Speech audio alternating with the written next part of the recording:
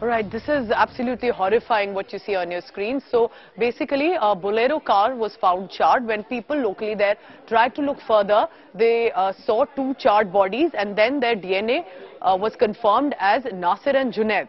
Now the allegation is of cow smuggling, but the abduction that took place, why these two accused have been taken into arrest also. One of them is Monu Manesar. And he is denying the charges, but there are CCTV footage that has emerged. Kamaljeet, over to you. Do take us through the location. जिससे गांव में भी दहशत है कि कहां से लगे। तो अंदर कंकाल हैं, जले हुए हैं, ये सब आपको कब पता चला? ये सुबह 8 बजे है जी। 9 बजे। हाँ, 8:55 पर कॉल तो हम पुलिस से इस वक्त वर्जन लाने की कोशिश करते हैं। तो हमारे इस वक्त है अजीत सिंह, जो कि डीएसपी हैं यहाँ से। सर, हम घटनाक्रम पर हैं। आप ये बताइए कि राजस्थान पुलिस, हरियाणा पुलिस दोनों ही इसमें शामिल है। जांच कौन करेगा इस पूरे मामले की? इसकी जांच मैडम उनके अभियोग अंकित है गोपालगंज थाना जिला भरतपुर में। वो अनुसंधान वही करेंगे। हमारे तो सिर्फ यहाँ डेड बॉडियां मिली थी और हमने 174 कार्रवाई करके उनके हवाले कर दी। लेकिन क्योंकि ये भी बताया जाता है कि हरियाणा से अक्यूज आते हैं और यहाँ पर किस तरह से जुड़ा है, क्योंकि 300 किलोमीटर दूर है, तो यहाँ पे आके क्या मकसद है? आप अगर इन्वेस्टिगेशन की बात करें हैं, आपको लगता है कि एक दूर हटाने की कोशिश है? और आप लोगों ने जांच आगे कैसे बढ़ाई? आपको कैसे पता चला कि ये लिंक राजस्थान से आ रहा है?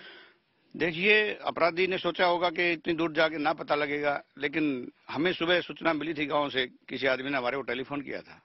हम मौका पे आए, हमने तुरंत एसपी साहब को इसके बारे में अवगत करवाया और एसपी साहब ने अपनी टीम में सीआईए इंचार्ज हमारे योगेश हुड्डा जी हैं, साइबर क्राइम के इंचार्ज रमेश हैं और हमारे डॉक्टर विनीत इंदौरा एफएसएल के सीन ऑफ क्राइम टीम के इंचार्ज हैं और सभी टीमों को यहाँ भेजा।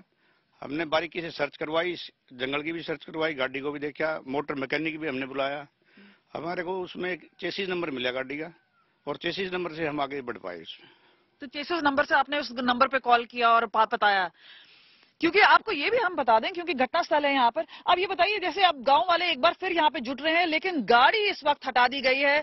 लेकिन एक बात सामने जरूर आ रही है कि राजस्थान की ये घटना है, भरतपुर की ये घटना है, लेकिन गोपालगढ़ से लोहारू लाने का क्या मकसद है? एक तो वहां पे आप दूर ले जाएं, एक वो है, एक डिस्टेंस बना रहे, और दूसरी ओर हरियाणा से है। लेकिन यहाँ पे कुछ इस तरह से भी है कि वहां पे यहाँ पे अगर जो सरकार है वो बीजेपी की है, राजस्थान में कांग्रेस में है, तो इस तरह से कहीं सोच, ऐसे क्रिमिनल माइंड सोच सकता है क्या?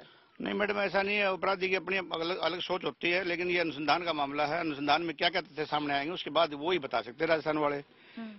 उनके अनुसंधान में क्या क्या तथ्य आएंगे, क्या उसमें आप लोग किस तरह से कोऑपरेट करेंगे उनके साथ?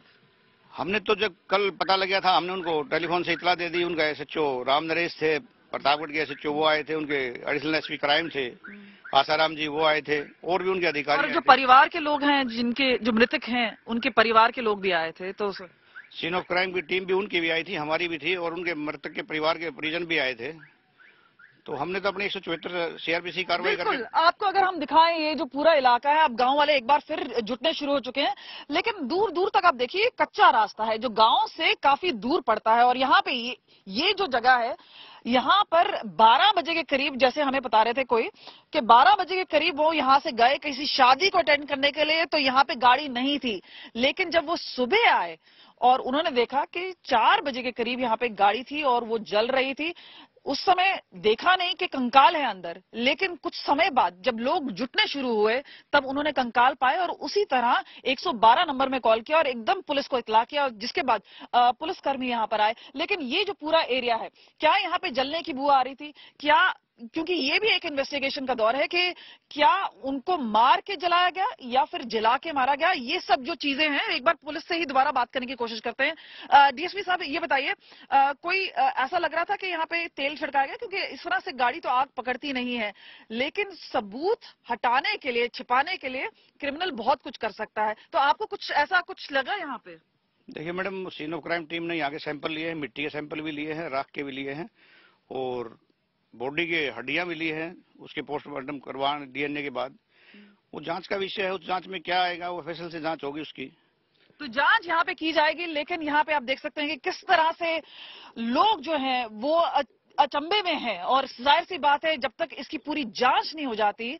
भिवानी का कहना है कि हम लोग यहाँ के जो लोग हैं वो शांतिपूर्ण हैं, यहाँ पे गाय तस्करी नहीं होती है, लेकिन इससे अगर मामला जुड़ा हुआ है उसकी जांच होनी चाहिए। और जिस तरह से बजरंग दल का नाम आ रहा है और वहां से भी एक बयान आ रहे हैं कि हमारा कोई लेना देना नहीं है इस मामले से, और दूसरी ओर अब जो जांच का विषय है वो होगा क्योंकि कोई भी इसमें जो अक्यूज है गिरफ्तार इस वक्त नहीं हुआ है। That is Kamaljeet Sandhu reporting from Bhiwani.